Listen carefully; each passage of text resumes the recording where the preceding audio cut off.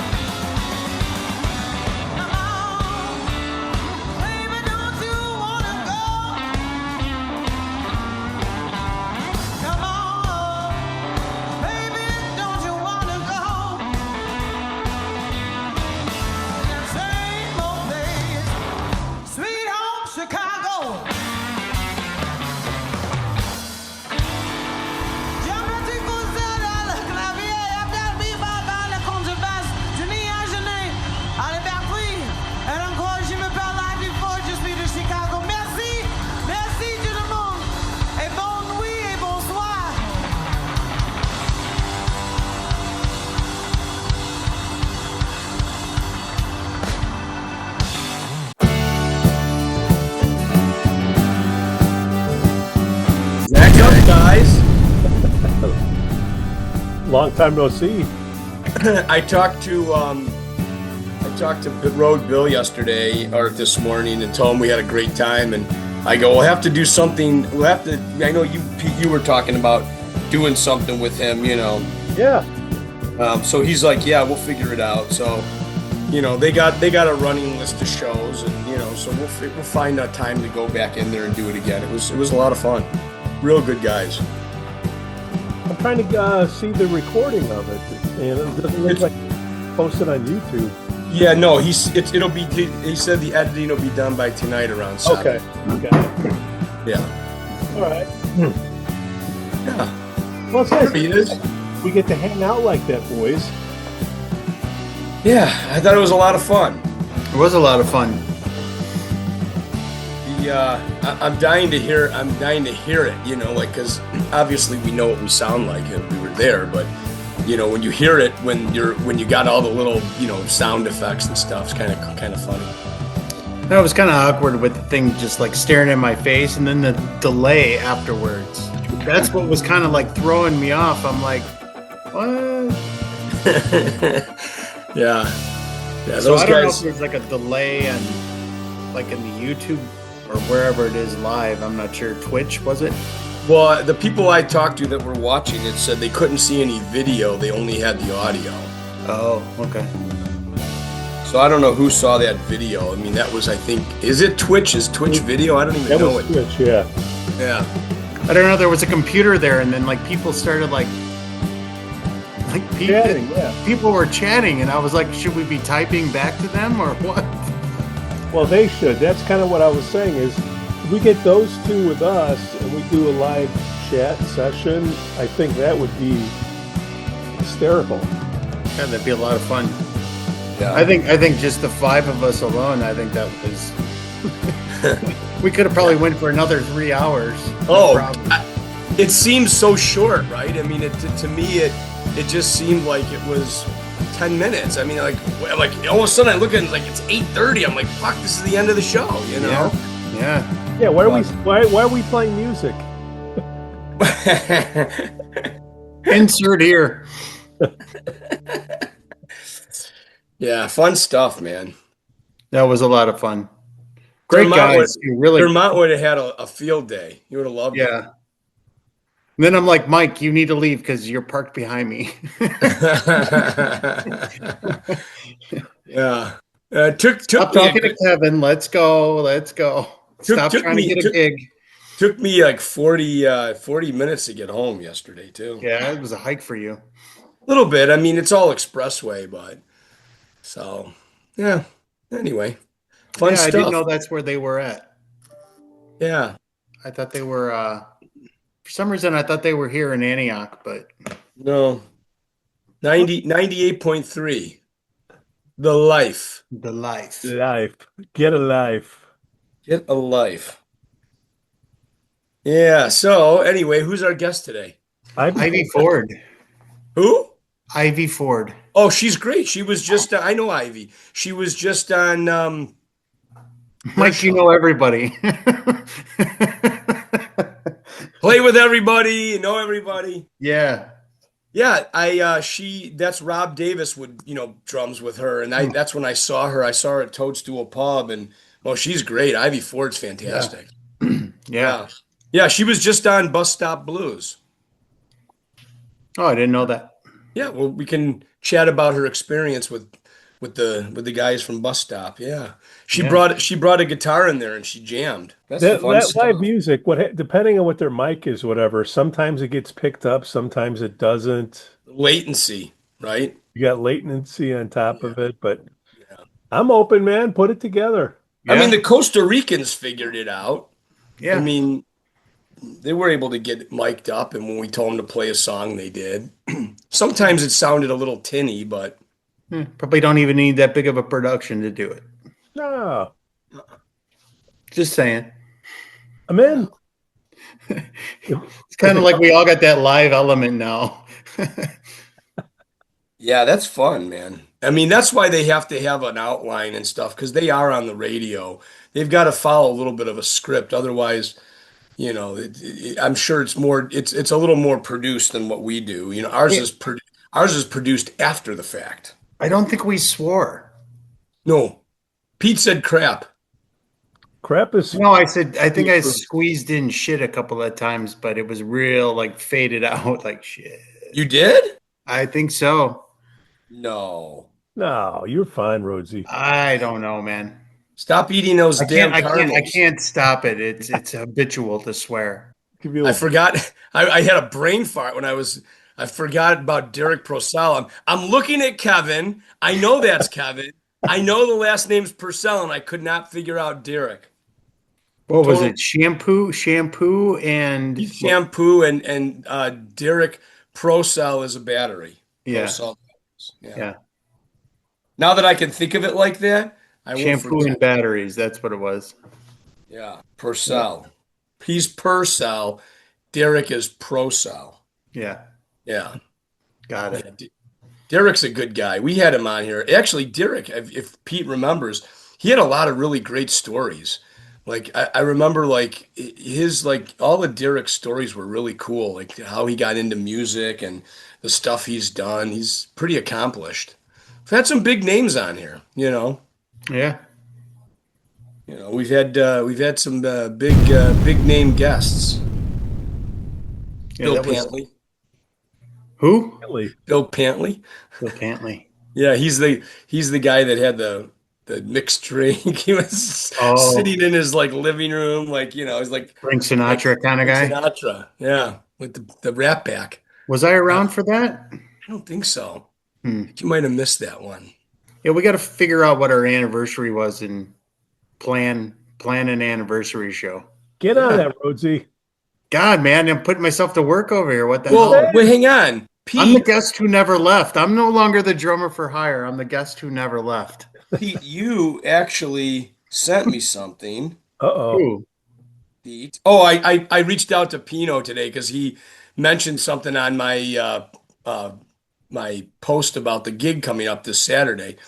And I said, by the way, you'll have a great time with those guys next week. Yeah. I said, we said some nice words about you. And he goes, oh, thanks, man. I said, Pino, you're good looking. Yeah, that's what Pete said. He's a good looking fella. Here we go, Pete. Our anniversary show was. Doesn't have a date. Hang on, let's see if I can. I don't know why I thought 2 years would be like January. There's not a date on this, Pete. Come on, Bongo Mike. 1,000 on that podcast we have 1,220 views, and we did it December 13th, 2023. So December 20th. Okay, so we're almost at 2 years. Yeah, 2 years in Here's December Ivy. 13th. Yeah, we only have 10 likes, but So next month. Yeah, 13th. 10 likes. We've only gone down from there. It's a good thing we got Ivy on to pick up the show. Yeah, let's see who else do we have here? So 2023 we started, and that was December 13th, and that would have been when I saw you at Rock House. the Rookies Rock House. Right. And it looks like we've got our guest here, Ivy Ford. Hey, In the house. What's going, Ivy? well, adulting on a Monday. No, Yeah. Well, welcome. thanks for having me. Yeah. We don't do a ton of prep work, so we were talking. We're like, who's the guest tonight? And I said, Ivy Ford. I go, I know Ivy Ford. Yeah. And I got to see you when Rob Davis was drumming with you at Okay, was it? Toadstool Okay. Pub. Yeah. Yeah, in Highwood. Yeah. So, and we were just chatting before you came in. Is yesterday evening we were on the Bus Stop Blues, which I know you were on a couple weeks ago. Yeah, that was a blast. But I had a good time. I hadn't seen Kevin Purcell probably. We were talking in several years. So Oh, really? Yeah, I'd known him. I think I first met him a little over 10 years ago when I was doing bass work for JB Richie. But when him and I were talking, I'm like, yeah, I said, I think the last time I saw you, I was pregnant with my daughter, and she's 8 now. So yeah, Wow. it's been some time. Wow, that's crazy. Yeah. So now, was it just you in the studio, or did any other members of your band go? Or No, it was just me, and Kevin and I jammed a little bit at the end there. yeah, that's what they said. They said you brought an electric guitar, right? I did. Yeah, not an acoustic. Interesting. No, Yeah. I have an acoustic, but I told Bill, I'm like, yeah, I said, well, this was in the car from last night, so it worked out. And even when I do my solo almost unplugged shows, I still use my electric and my amp. I just turn it down, Yeah, that's awesome. Well, Mhm. that's good. Well, we're very happy to have you on, and so welcome to the show. So the introduction here is we now know you, Ivy Ford, but Pete Janson over there in the tracksuit. He runs this whole thing. He's the man. He's the boss. He's the boss. Group Yeah. effort. Group effort. It's a group effort, but he runs it. And Rhodesy over here is our friend. He's a drummer for hire, Chris Rhodes, and I'm Bongo Mike. So Bongo Fire. yeah, that's Bongo for hire. Bongo for hire, and then we have Mike Dermont normally is in here, but I think he's traveling for work. He actually was Okay. supposed to go with us last night or call in last night to Bus Stop Blues, but he was actually traveling Sunday night, so he couldn't make it. So you just got us three. You got the A team. The I 18. like it. I like it. So without further ado, why don't you hop in and tell us a little bit about how you got started, and we want to learn about you and what you've been doing. I know what you've been doing. I've been watching you, and I see you from time to time, but It's probably been I get this question a lot, like, well, how long have you been doing this, or do you do it like professionally? I mean, they play music and stuff, and so it's been probably close to 12 years. I've been a full-time professional musician, running my own band and being the big boss man. But it started, not that it started on a fluke, but I actually, as far as performing live music, like bar gigs and venues and stuff like that, I kind of started, I was 10 or 11, and my mom was a single mom bartender, and at this spot in North Chicago called Toby's, they had on Sundays they had a kind of like a blues, and I shouldn't say no, it was more like a blues brunch type of thing, and so she had me come to work with her, one day, and it was like, got to hear this band. And they would let me sit in, and I sang, I don't know, a song. I think, what did I sing? I think I sang like Chain of Fools, and I'm a huge Alicia Keys fan, so I sang some Alicia Keys too. And I was like 11 then, Wow. and yeah, I mean, they thought at the time, most people thought I was more like 16, 15, 16, not 11, but I know. And so that was kind of like my kind of first foot in like the live music window, so to speak. I mean, I've always been into music and performing, but I actually thought I was going to do more like theater performance and stuff like that, not so much the sex, drugs, and rock and roll, so to speak.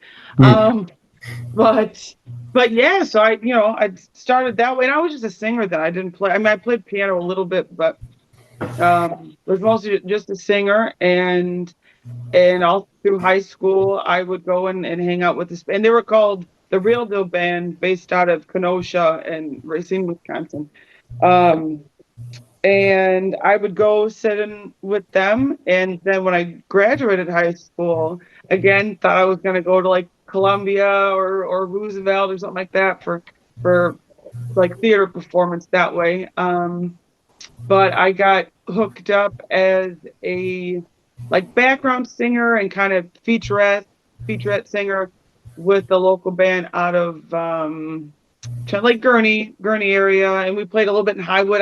I was talking on the Boston Blues show. I was talking about when the alley was the alley before. Oh, yeah. Yeah. Yeah. So we would play there a little bit, and I was like 19, I think, at the time, 19, 20. I wasn't old enough to drink for sure. And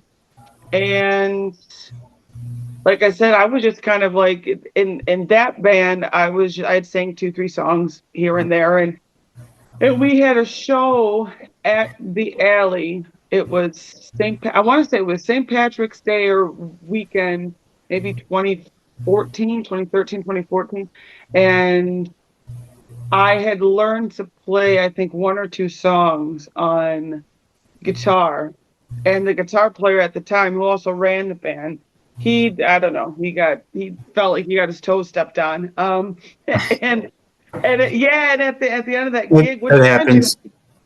which mind you, I wasn't that good at playing guitar. Like, I knew a few chords, barely. You'd make a great bass player. Well, thank you. And it was at the end of that gig, he was paying us, our little $40-$50, I think, because it was like 5 or 6 of us at the time. And he had a lot to say that wasn't like too nice.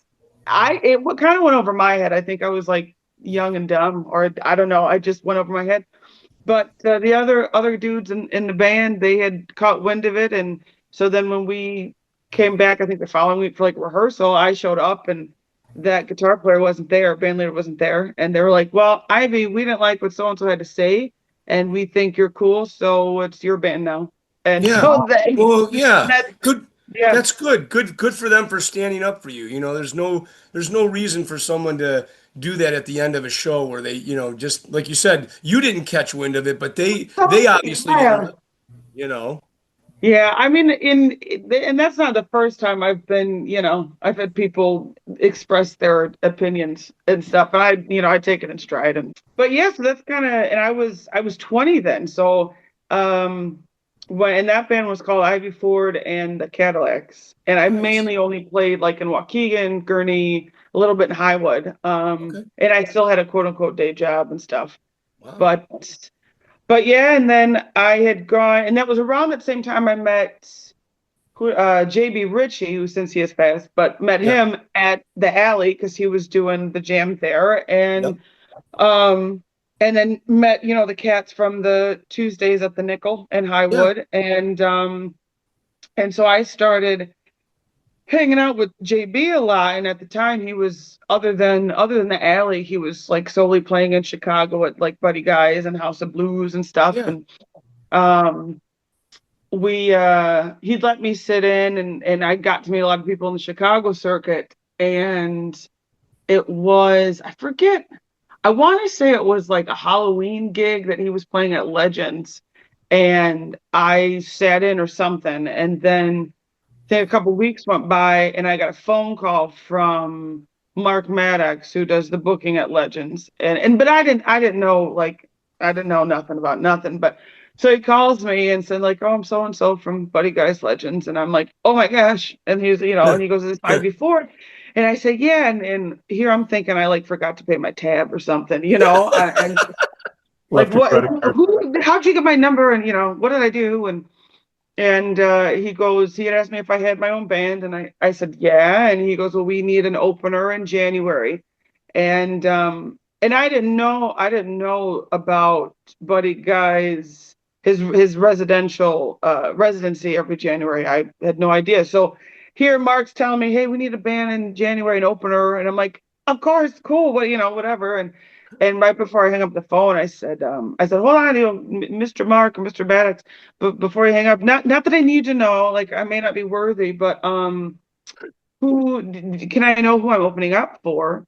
And he had said, oh, you're opening up for Buddy. And I was like, oh my God, Yeah, right. yeah, No pressure. yeah, Super not Bowl. whatsoever. And I actually did. I think that show, I actually did because normally how they do it for the Buddy shows is you have like your dinner set, which is usually like an acoustic, solo or duo, and then you have your opening band, and then Buddy Guy close out the night. Yep. I actually did the opening solo set and then a set with my band, which back then I really wasn't that savvy and well versed with like just doing a solo show or solo set. So I really was like pulling stuff out of thin air. But I did so I did that and did the opening set with my band. And I had met Brother John Kaki through JB Richie too, who he had played keys for me during that set. It was like a whole thing. And that really kind of kickstarted my Chicago career and Chicago blues circuit. And then it was around that time when I got nicknamed the whole Blues Kitten moniker.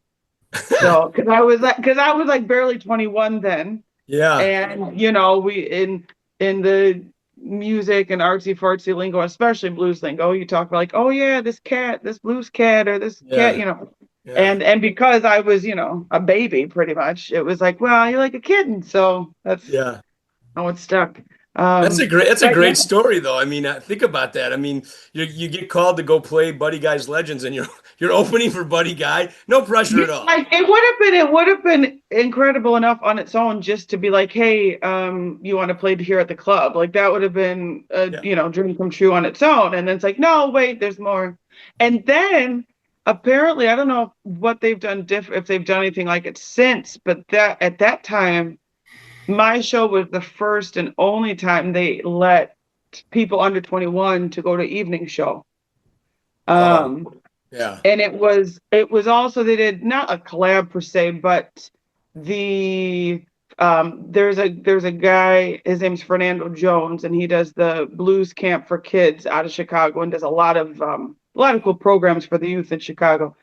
His camp, I think earlier that day or even whatever, I think some of the camp goers actually had done a set too. So it was a very like, I don't know. It was cool. It was cool on many levels and quite a big deal, Yeah, that's and awesome. I think it was a sold out show, and to my surprise, half or a big portion of the show was like people that had known me since, like, I had like teachers from like grade school come to the show that I hadn't taught, like I didn't know, So yeah, it was cool. It was pretty epic.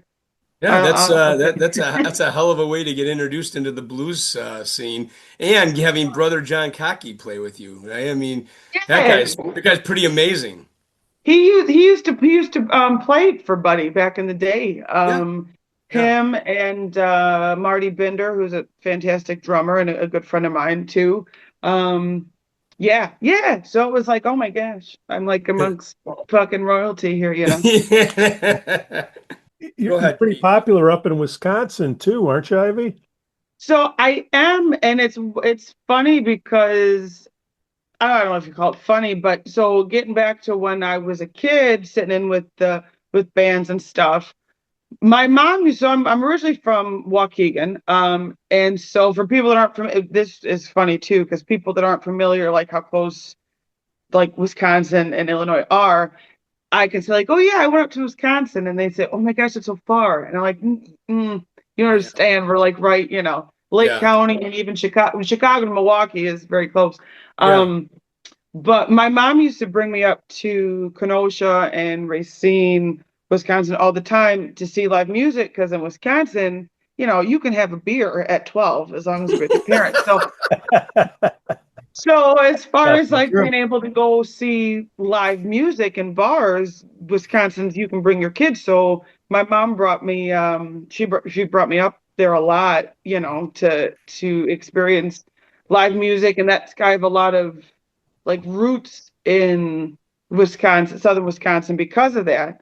And then when I became quote unquote of age, 21, I spent most all my time in Chicago. And but because I have the connection of both, both places, whatever location wise, I've done a lot of back and forth. And so it's in some ways when I play a lot in Wisconsin, they're excited because they're like, oh, but you play in Chicago. And then when I'm in Chicago and Illinois, they're like, oh, but you play way up north too. I'm like, yeah, I go everywhere, man. I'm everywhere. That's So yeah. awesome. So how Yeah. many shows do you do in a year? I mean, I mean, I know Pete's probably got the internet up and he's looking at it. I'm not. I'm just I don't asking the even question. know. Well, I usually, let's see. On a real busy week, I've been known to do 8 or 9 shows in one week. Wow. Yeah, I don't recommend it. But I've done it. And then on a slow, quote unquote, slow week, I average probably 3 or 4 shows a week. Wow. So whatever that is, which is, I mean, it's good. I want to knock on wood so I don't jinx myself, because there's plenty of artists and stuff like that they be looking for more work, big or small, and knocking wood. I've been pretty fortunate to keep things rolling somewhat effortlessly, you Yeah. know. I mean, that's a heavy schedule. I mean, each week. Yeah, And that's what you do full time, right? I mean, you're yeah. not, yeah, you don't have a day job. No, no, but I have an 8-year-old that I homeschool. So that Okay. All right. So you do have a job, sort right, of, kind yeah. of. Yeah, yeah, yeah.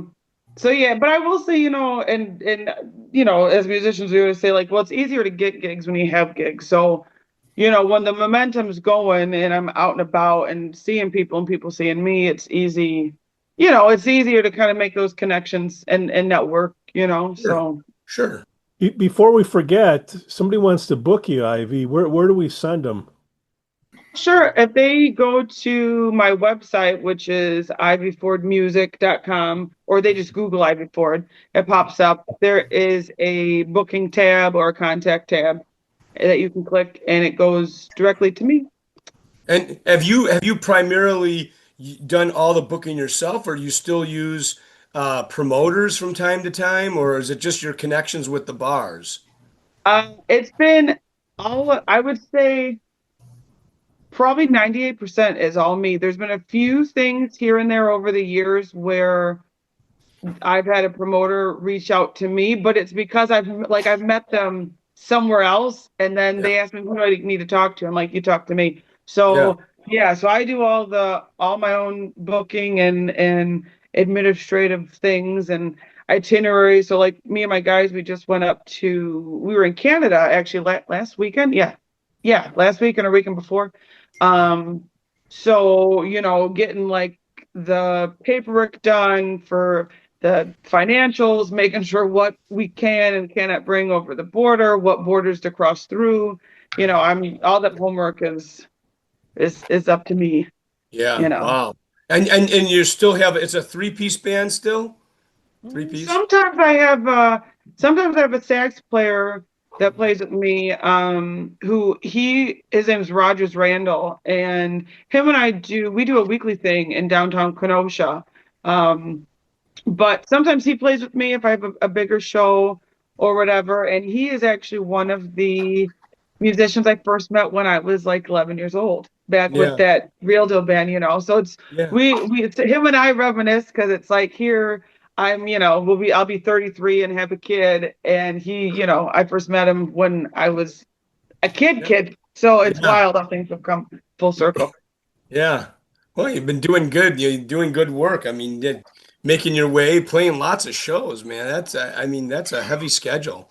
Yeah, I mean, and they're not, it's not all huge stages and festivals, so to speak, but yeah, it keeps me busy, and it keeps me out there, and it's decent work, so. Yeah, for sure. And it's what you love to do. I mean, you wouldn't be doing it Yeah. if not. So when you were first started out, you were singing. When did you eventually start getting into the guitar? Was it around your teens, late, end of high school? Was that when you finally were really getting more serious about the guitar?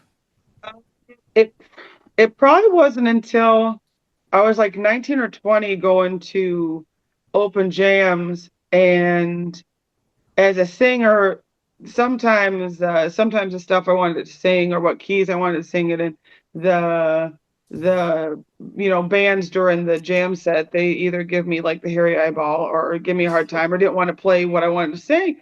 So it was kind of like, well, fine, screw it, I'll figure it out myself and let me like play for myself type of thing. So it kind of came out of necessity, and I just took to it fairly well, I guess. Um, and yeah, I don't, because even when I did the opening thing at Buddy Guy's for Buddy, I didn't consider myself a very how do you say, affluent guitar player, very confident guitar player. That's why I had like Brother John playing keys, because I'm like, I don't know if I could, hold a So, full band, which is me. yeah. So I like, I mean, I guess I'm a guitar player now, but I wouldn't go out of my way to be like, oh yeah, I'm, friggin' rocking out. Like I don't see myself that way. It's more like, well, this is my tool, and so Yeah. to speak. But yeah, the guitar it wasn't until later, probably was Yeah. 2021. Yeah. Well, when I saw you, you were shredding pretty good. Oh, Sounded really shucks, good. thank you. Yeah. So, I mean, I don't Yeah. know. What the hell do I know? I'm hitting Yeah. bongos. You a pretty mean Tracy Chapman, I saw. Oh, thanks. If Yeah. if I was going to start off the show, what would be the video I would pull up to kick off the our little event here, Avi? What's your favorite song you like to sing? Oh man. Well, there is a video. There's a great. Well, I actually have a music video for my song "Harvesting My Roots," which was actually, it was very cool looking, and the sound, the recording and stuff was great.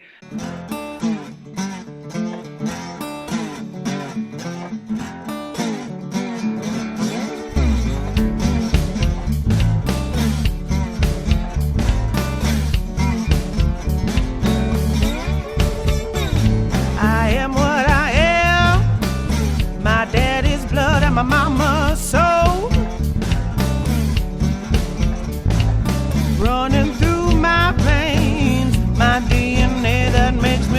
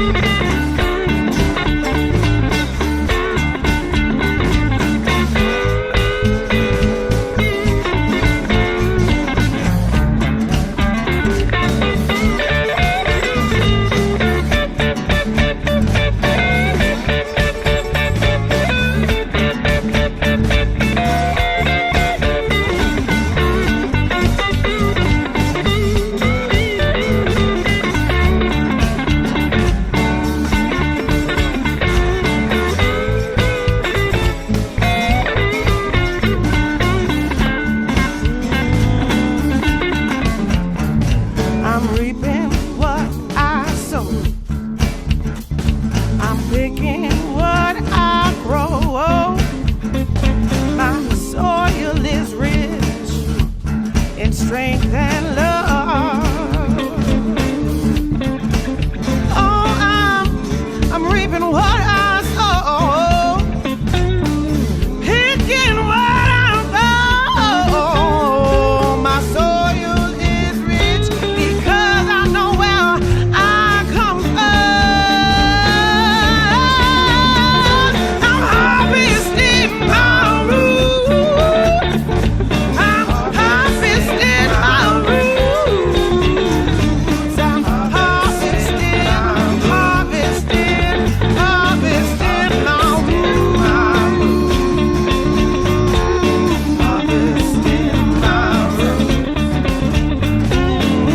Harvesting my roots.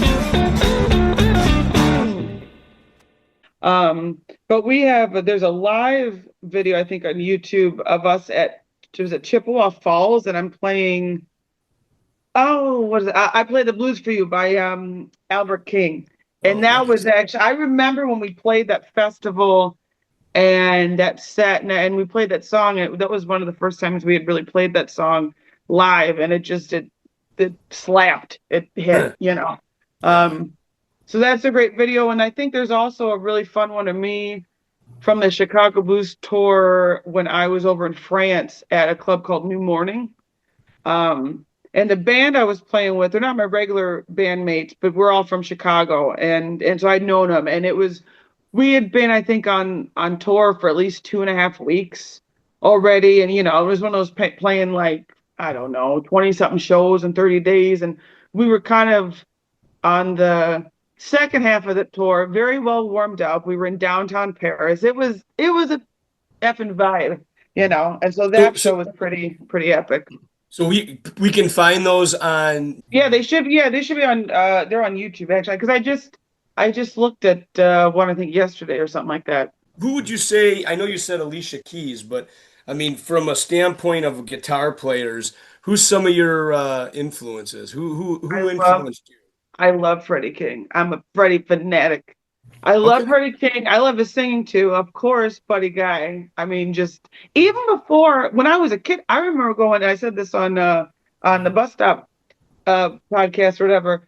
I was like 12 going to the library and checking out Buddy Guy's album, Rhythm and Blues. It's a black and white cover of him, and it's like and it was a 2-disc set. And it was him, and he did some collabs with other artists too. But like I remember, like I said, going to the library and checking out stuff of Buddy Guy then. And I've always been into blues and roots music, and I'd be just like where I come from and stuff too. Like it's naturally I'm a fan, but that was even before I was even thinking, oh, I'll be a blues guitar player and singer, and like that was before that was my plan, and I was still really a fan and attracted to that aesthetic. So yeah, Freddie King, Buddy Guy, Albert King's great too, So guitar all the big ones. Those are the big ones. Lonnie Brooks. Yeah. Lonnie Brooks. Yeah. Yeah. And I know Ronnie and Wayne. I've done I want to say I've done a festival or two on the same bill, or we'd be like in the same vicinity, So yeah, because I used to do the Hard Rock in Indiana quite a bit, and he's played. Wayne, I think, has played a few shows when we were on different stages, but same nights, Yeah, so that's awesome. Yeah. Mm-hmm. How about anybody like Samantha Fish? You ever get into her? So I know Samantha, and I'm actually friends with her sister Amanda, who's a bass player. She just had a new baby. Okay. So congratulations. Me and Amanda, we kind of have that blues musician working mama thing going on.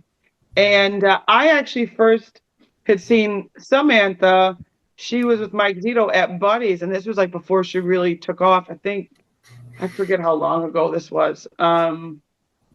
But yeah, so yeah, she's great, and she really has like that Southern rock vibe to it, And it was Amanda. Now it was funny. We had done the Marquette Blues Festival in Marquette, Michigan, which is damn near Canada.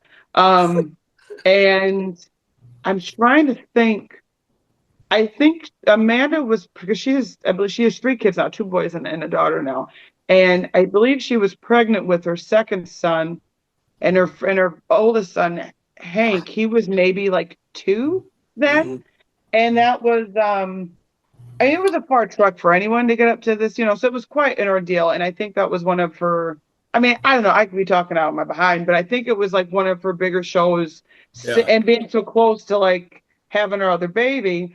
And I remember I told her when she got there, and I think my daughter was 4 or 5, maybe a little older, and I had been on the road, so my daughter was at home. I think my mom was watching her for the weekend or something. Point being, is I was like, hey, just so you know, leave the baby with me while you're playing, like, and while you do your set and like, signing autographs and merch. I'm like, don't worry about Hank. This would be, I'll play adoptive mom for the set, because I understand. I get like trying to juggle, making sure your kid. There's nothing worse than trying to, basically play rock star, and then you're worried about your kid and where they're at a bit, Yeah. And so still to this day, we always joke, because whenever I see a picture or something like that, I'm like, well, that's really my baby, um, and nothing but love and like mom camaraderie. And she's a bass player primarily too. And her husband is her drummer, I believe, still, so it's cool keeping it all on the family. And then I play bass as well. So like there's a lot of kindred connections. I love it. But both That's Amanda and awesome. Samantha are great. Yeah. Yeah, yeah. I really admire her, but I mean, it's one of those guitar players when I watched her with just her and she was with Mike Zito, right? I mean, Yeah. Yeah. they usually they were together when I saw them also. It was good. So, yeah. Yeah. Ivy, we generally have like rock and rollers on here. We don't get a lot of blues. And we talked No. about the Chicago music scene.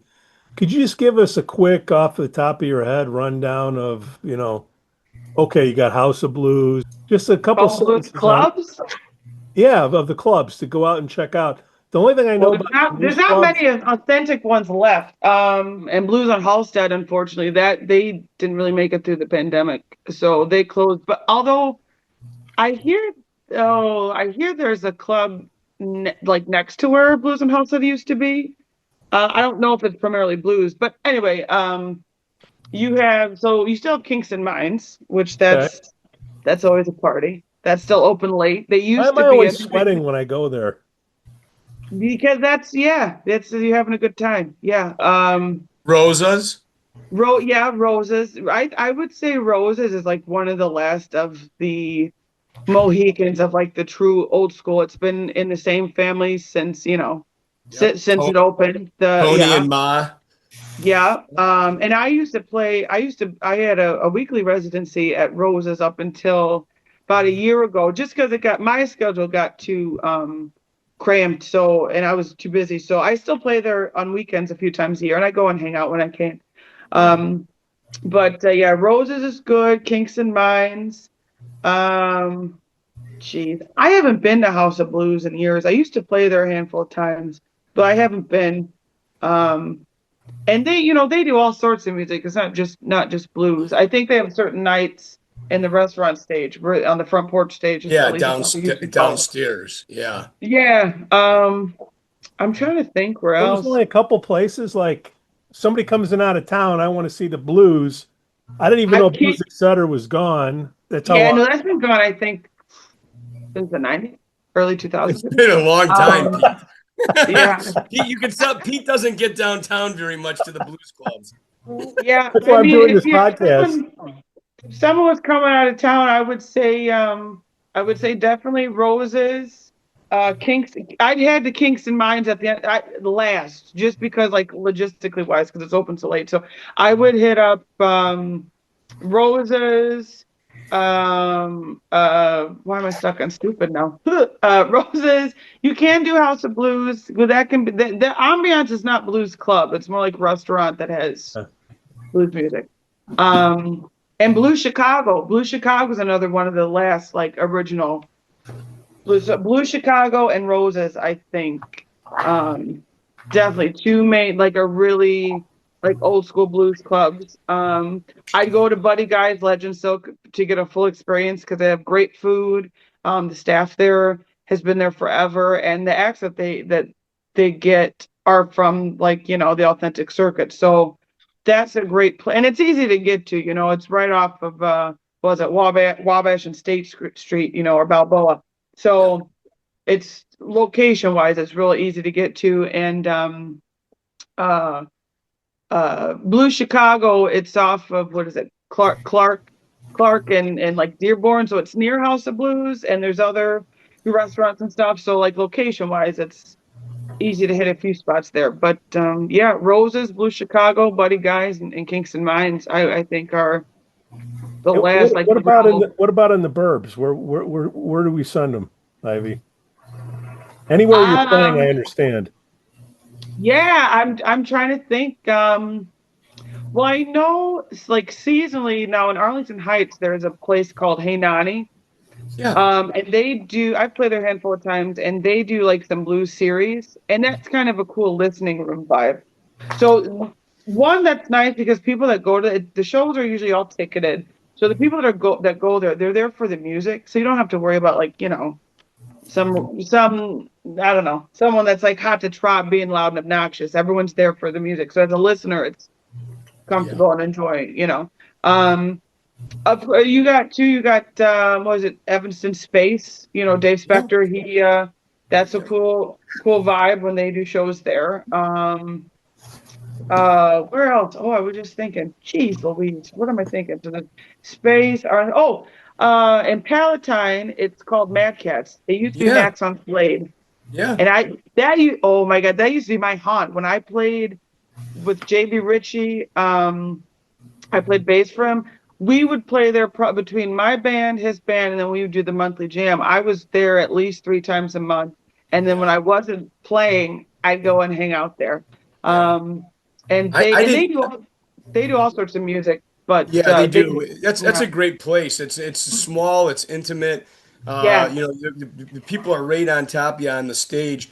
And I remember I didn't really know JB Richie. I knew he was around the scene for a long time, and I know he was somewhat of a mentor toward Nick Bell. And me and Nick, we've had some fun. Yeah. So I played with Nick Bell in Black Diamond sessions. So. That's when I first met him, at the third Thursday at the Wooden Nickel. Then eventually I became a part of Black Diamond Sessions, and I remember when JB Richie passed away, and I remember we were playing at Mad Cats, and he did a very emotional tribute to him, where he get a little speech about it. He was getting a little choked up, and boy, did he ripped out a 15-minute blues jam. I don't know. I forgot what it was. If it was Still Got the Blues or something, But I just remember it. It was I remember how emotional he got doing it, and I knew that JB Richie was a mainstay at Mad Cats. Oh yeah. We actually when the memorial jam was supposed to be an actual like fundraising jam for JB, and then it turned into. And I remember Dave Levitt, who was the house drummer and stuff. Yep. He had called me and he was like, "Hey, do you mind playing like his slide tunes? Because you're like the only one, and singing most of his tunes because you're the only one that know him like the back of your hand." And I was like, "Sure." And in my head, I was like, "Yeah, that's fine. I'll be fine. I'll be good. I'll hold it together." And we got going, and Nick, we were playing. I lost my shit. I was like, I need a moment. I got it, leave him. It was definitely an intense night of emotions. But Nick's great. Him and I have had a lot of fun. Fun over the years. Yeah, he's a great player.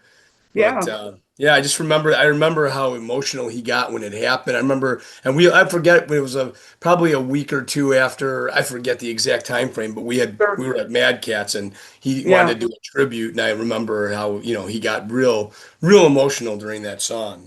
So. For sure. But So Burbs, Mad Cat's great. Hey Nani. I haven't been a whole lot, but I know the Broken Oar out in was it Barrington. They not necessarily just blues, but they do a lot of like Southern rock and blues and stuff, and that's a fun venue. And if you go over the border like Kenosha, there's a place called Union Park Tavern, and they do music every weekend. And it's when it's nice, like in the summertime, they actually do music. They have a great beer garden in the back of the property. And so they do a lot of blues and rock bands and stuff too. And they do food and stuff. So yeah, so that's a fun place. I'm trying to think what you think it should like go off the top of my head. But yeah, it used to be there was a lot more like even like Lake County, like Shades. still Remember more Shades? people. Yeah. Well, that was what Lincolnshire. Lincolnshire, yeah, it was right at the corner of Apatistic and Milwaukee. And I Yeah, mean, that was kind of my hangout. If I wanted to go see the sure. blues, I really didn't have Yeah, to go into the city because every one of the big blues guys played there. Duke for sure. Tomato and Yeah, but Lonnie Brooks. I'd seen him there many times.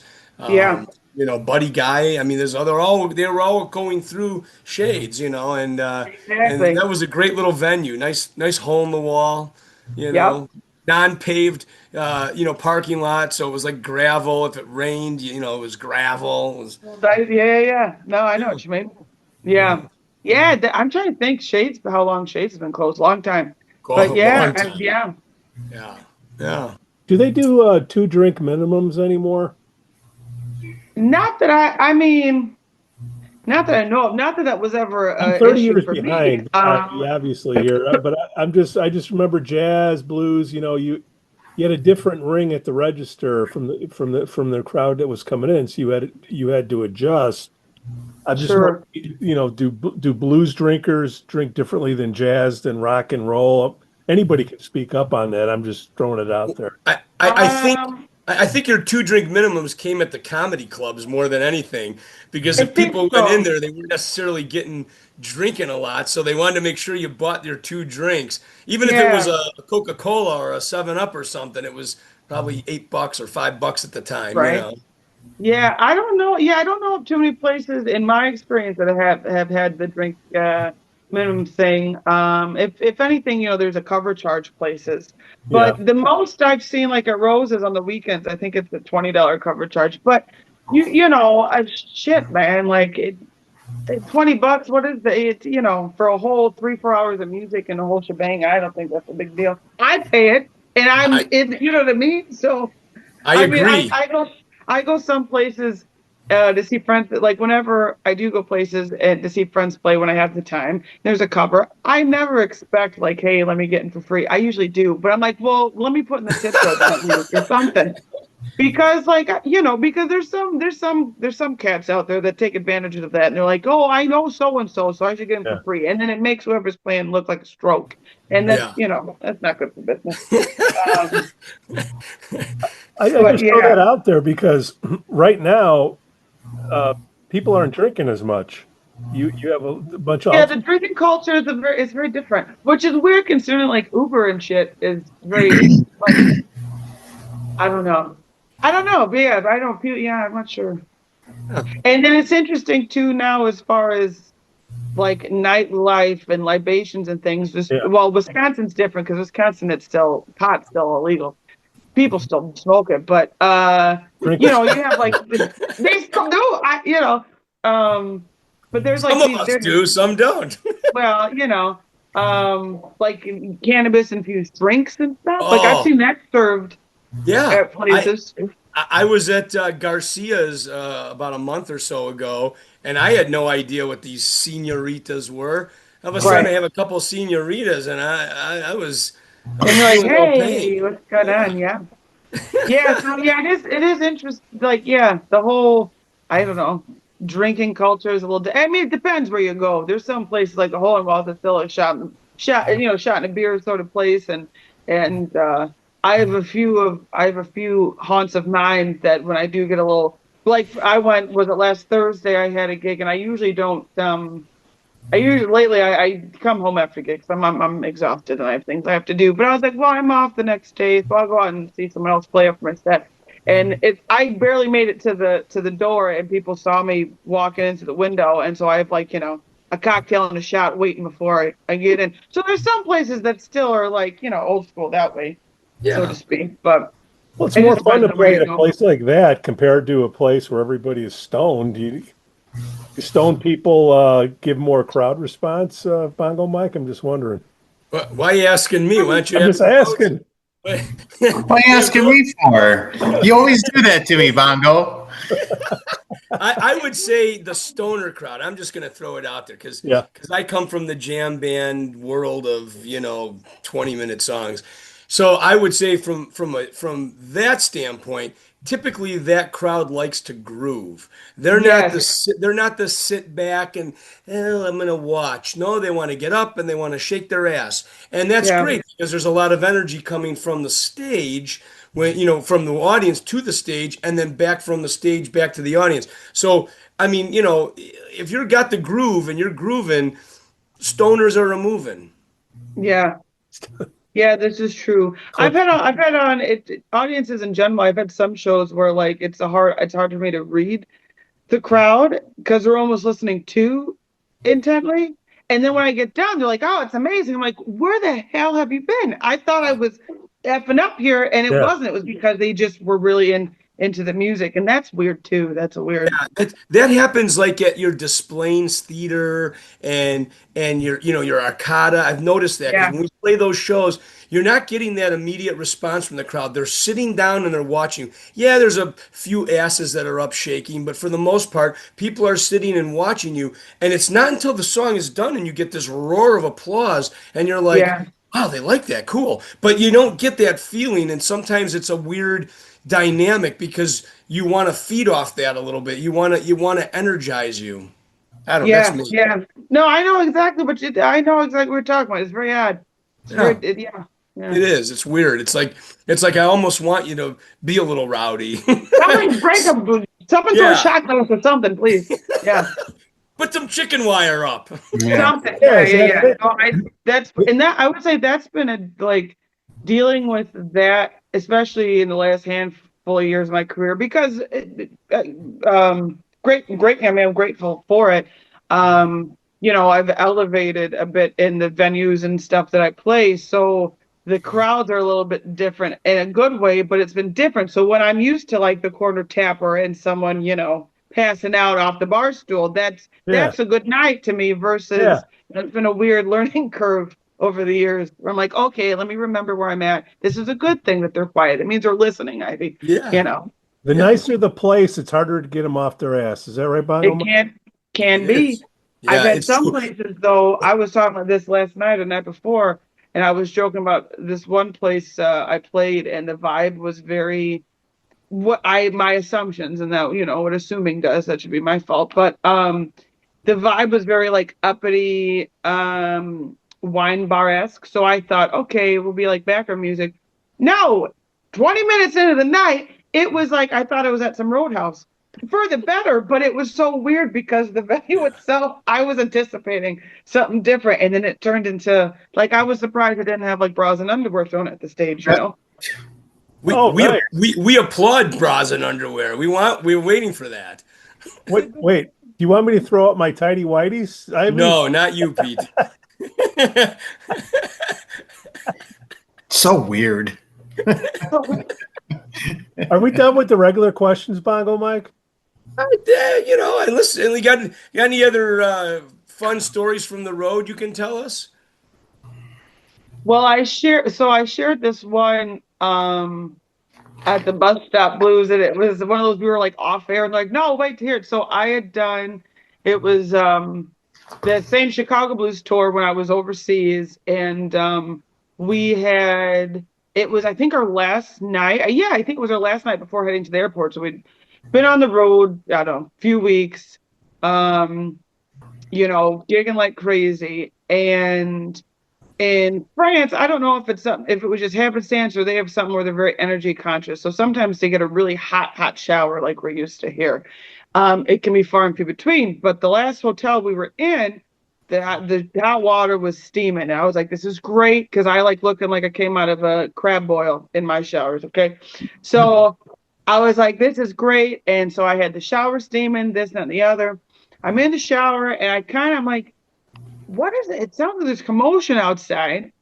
And so I get out of the shower, I'm in my towel, and I hear the fire alarms going off and they're banging at my window and my door. And I'm like, what's going on? And they're like, the fire alarm's going off. It says it's from your room. Did you like, and I smoked cigarettes at the time. They're like, did you leave a cigarette? I said, no, I'm not. What are you talking about? And so the steam from my shower tripped the whatever alarms. Damn. And it was a whole big thing. And I was like, well, way to end the tour on a bang, I guess, No, But right. here I am, buck naked in a towel. And it's, it was like 40 degrees outside. It was October, I think we were in, and I'm out there and I'm like, oh my gosh. And it was embarrassed. I laugh at it now. At the time, I was like, Freaked oh out. Yeah. You Just thinking wanted I a gotta hot go shower, out. I man. gotta go out of this room in a towel.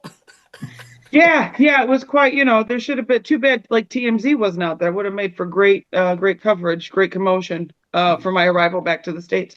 Yeah, But right. so that was pretty wild. I also had one time we had done some shows out in Iowa and it was like we played like a Thursday through Sunday type of thing. And our second show, we were out like in a campground type of thing, like a fall fest. So the terrain was a little dicey. And I was driving out of the campground. I was only going like 15 miles an hour because that's all you could. But I rolled into kind of like a divot or woodsy pothole, so to speak.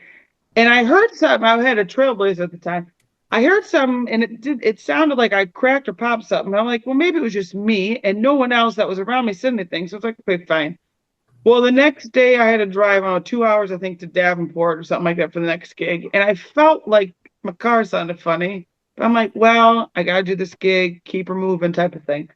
And at the end of that weekend on the way home, I was like, oh no, something is jacked. Something is bad on the ass end of my car. And so I drove, I don't know, it was like 3.5 hours, all highway, because I was like, I don't want to have to turn or like stop. It's like, as long as I'm going, I should be okay. Like an object in motion is all right. And I eventually got back to my mechanic was in Lake Bluff at the time. Drove the car there. I'm like, yeah, I got something, I think there's a problem. He takes a look, he comes back and he goes, how the hell did you get it here from Iowa? And I said, I drove. Why? He goes, you're lucky your tires didn't just fall right out. He goes, your back axis is cracked. Like, Oh, geez. screw. I said, oh, really? Wow. Snap. I don't, so that was definitely like someone was, looking out. And that was Well- more of like a shocker after the fact. I did have two. I had I think it was New Year's weekend for 2021 because it was right after like the real thick of like COVID and stuff, and we hadn't been working for a while, but we had gotten a good casino gig out in Iowa again. And we were on our way home, and it snowed all weekend. It was like a polar vortex. On our way home. And my alternator went out in the middle of Highway 80. I'm going like 90 miles an hour. Oh, boy. Yeah. And so I cranked my emergency brake, pumped whatever was left of my regular brake and kind of coasted to an exit and banked off of the snow banks from, thank God it snowed and there was, plowing and stuff. Because I kind of skidded to and creaked to a stop. And so it was like 11 in the morning on a Sunday, and I were pulled over, and my brother's girlfriend at the time was traveling with me, and she goes, "So, what happened?" I said, "Well, so I'm gonna get out and have a cigarette real quick, and then I'm gonna call and see what to do, what the plan is, because I think my alternator went out and my car's dead." So that was wild. I ended up calling, found a tow truck driver that originally was from Chicago, was a beer distributor in Chicago, and picked us up. And his buddies had a shop in Dixon, and they fixed me up and only charged me for the part. And we were on our way back to Sweet Home Chicagoland. But yeah. Hopefully you got better vehicle now. Yeah, it was like such a well, and because of the amount of driving I do, like I'm very how to say mindful with like my car maintenance and things like that. So it's not like, I was being completely free willy. It was just freakish things. But yeah. So those were fun. Those are Cool. fun. I laugh at them now. At the time, I was like, holy shit, Yeah, at the time you're freaking out. A little bit. And the tow truck one, I was like, because I hadn't worked in weeks, and I was finally like, okay, this was like a nice couple paychecks. So here I'm thinking, oh my God, I'm gonna spend my whole paycheck before I even get home. But the tow truck guy and the mechanics, they were very nice. I actually played because I was traveling with an acoustic, and I said, do you guys mind? I'll play for you like while you're working on my car. And they're like, yeah, that's like payment enough. Yeah, So that's awesome. Hey, yeah, that's easy stuff. Speaking of yeah, easy it worked stuff, out. Bongo Mike, I'm waiting to hear. Oh, you want the easy Yeah, I questions? want the easy So question. yeah, so this is the part of the show. We come to the end of the show, Ivy. We've learned about all your, where you started and Yeah. where you're going, what you're doing. Now we're gonna ask these questions, and these questions are very, very easy, right? These are Technical. the ones we just want you to give an answer. Don't think too much about them. Okay. Just, what was your very first concert? And I'm talking like big concert, not, Oh, I yeah. was gonna go all the way back to kindergarten. Okay. No, no, no. First concert could be anything. It could have been one that your mom took you to, but it was the first big, and it doesn't have to be a stadium show, but I want a big name. I attended and saw. I can't remember. It might have been Buddy Guy at Ravinia. Okay, It might have been that. that was your first like real concert as a kid. Well, I wanted. It's so hard because I grew up like seeing a lot of live music. Yeah, yeah, So in that respect, I saw a lot of concerts and of great local bands. But as far as like, oh, we're getting tickets and it's yeah. like Buddy Guy, and I also got to see early who I saw Willie Nelson at Ravinia too. Oh, nice, Yeah, and nice. his son Luke opened up. And those were like fluke things too. Like I want to say I saw Willie Nelson first before because I had played I think at Buddy Guy's, but it was early in my career before I saw him. So probably Willie Nelson. Yeah. As far as like Wow, I saw Weird Al Yankovic at the wow, Genesee Theater too. I was I think like 12, and I wow. mean That's that a was like big an one. official concert. Yeah. So Yeah. I guess Weird Al. Yeah. Hey, Weird Al, yeah, he's pretty damn Yeah. good. I Yeah, mean, yeah. So I think it was my first official, like we're going to a concert. Yeah. So probably Weird Al was 12 or 13. Yeah. I love the Genesee Theater. I think it's Fix underutilized. I it mean, they're up. putting Nice. more shows there now, but it's a I great know. theater. It goes through waves where they get some good stuff. I got to open up for El King at the Genesee Theater last year. Yeah. Yeah, Wow, yeah. that's Yeah. awesome. Did you get to Yeah, meet that her was too? I didn't meet her. I met her son Lucky though. I had my daughter. We were sharing a green room space, and so the Yeah. kiddos were hanging out. But I hadn't met her officially. But it was funny because when she was pregnant with her son, previous to that show, a couple Yeah. years, I was supposed to open up for her at a place called the Rhythm something amphitheater. And she had to cancel because she was pregnant with him. And Nice. I totally understand because when I was pregnant with my daughter, my last show, I think I had to cancel shows because Yeah. because I could have her any day. And I think my last show I was at Navy Pier, pregnant with my daughter, and I had her like 10 days later. Yeah. Wow. Crazy, That's crazy. cool. Cool. All right. So we're gonna go with Weird Al Yankovic. Weird Al, yeah. Second question.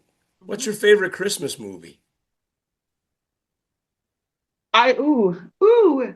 I love Christmas Story, but my probably oh yeah, Christmas with the Cranks with Jamie Lee Curtis and Tim Okay. Allen. Yeah, Yeah, that's a good one for sure. yeah. I mean, I Yeah. love them. I love them all. They're when it comes that time of year, they're all on play. But yeah, Christmas with the Cranks, Christmas Story. Gotta love Elf. Yeah. So yeah, probably those are my Cool. top three. Yeah, I think that's the first time we've got Christmas with the Cranks, right, Pete? Yeah. Yeah, Have you been taking notes? Chris, Make, make, Rhodes? make yeah, note. yeah. That's the first. First Chris, we've gotten Christmas Story before, but we haven't got Christmas with the Cranks. Good one. Yeah. No, I like that one. Well, let's see. Well, Close out strong. one more question. Why, this is Pete's favorite question, and Chris's too. Okay. Pop Tarts. Love them or hate them? I don't know. I don't hate them, but I don't like them. I don't have an aversion to them, but it's not something like I buy. Okay. Yeah. We don't get a lot of ooze. Sometimes people will say, I don't eat that stuff because I'm trying to stay away from junk food, but yeah, you might have been the first ooh. Yeah, I'm not. It's not really my jam. Although I'm much more of a savory person, so like chips. Ooh, yeah, that's my Potato chips? Yeah, potato chip. Yeah, kettle chips in particular. Oh, yeah. Plain? Yeah. Lay's? Plain or flavored? Oh, plain or I really love. I like a plain one if the salt content is there. But I really like garlic and like Parmesan, or like sour cream and onion. Anything that's gonna give you like hot breath. I'm really not something you want to eat on like the first date. You know what I mean? Right. Those are the best ones. I know. So yeah. I guarantee you'll never be asked that question again. Yeah. I think Ivy, that's the first for me. what's your website again? It is ivyfordmusic.com. Okay. And a couple of shows that are over a week away that you want to put out there. I saw you had some Wisconsin stuff. I'll put your calendar here, but anything sticking out? Yeah. I'm actually going to be back down at Rosa's later this month, I believe. And that'll be one of my first shows back in Chicago in quite some time because I've done a lot of traveling. I forget which date that is, but yeah, I know I'm back at Rosa's later this month. So that's always a fun one. And shoot. Oh, we're doing a Christmas show in Kenosha at the Kemper Center. I think it's the second week in December. They're doing like a winter gala fest type of thing. So that's pretty big, and we'll be doing that, and that's in December. So those are pretty special or big. I like that. Yeah. I got to learn a few Christmas tunes. It's been a while. I do too. I'm doing Soundtracks of a Generation. I'll be at the end of this month. I will be doing 2 shows at the Lyric. So one will be the concert for George, and the other one is Rock and Roll Christmas with Brother John Cockey is on that too. So yeah, Dennis Costas and Jay Martini and John Petit. So yeah. I gotta brush up on my my Christmas tunes. I know there was a while. The one year I did a lot of Christmas shows and like Christmas parties, and so I was like, okay, cool, I got this. But it's been at least a year since I've gotten like I've played during Christmas, but haven't played. Like I even did last year. I did a blues review for Alligator Records at Navy Pier in their ballroom. That was a blast. Yeah, the Grand Ballroom at the end of the pier. Yeah, it was me, Toronto Cannon, Shamika Copeland, Billy Branch, and that was talk about a star-studded lineup. And to be a part of that, I was pretty jazzed. That's awesome. That's a big names. Yeah. You're telling me. So, but other than that, I haven't. It's been a while since I've done a Christmas show. So I'm like, okay, let me get out the binder here. And I went and bought sleigh bells. Are they ringing? Yeah. Why not? I'm not going to use them a lot, but I got them. But I got nothing to say right now. Sleigh bells, man. Sleigh bells. But Ivy, if Ivy Ford needs a drummer, you're a drummer for hire. Absolutely. You never know when you get the call, man. That's right. Absolutely. That's right. You got to answer the call when it comes. That's right. That's the trick. And Chris can do it. Chris can do it. Ivy Ford, thanks for hanging with us. Great show. Yeah, you were great. This will come out a week later, not tomorrow. Week from tomorrow. So we're always a week off. Yeah, no, I look forward to sharing it then. And I have plans. Excellent. Well, pleasure to talk with you and learn a little bit about you. And thanks for coming on and rock out there. We'll see you out on the road. For sure, sounds good. Thanks, Come guys. back to Illinois. I know. We miss you. All right, guys. Bye-bye.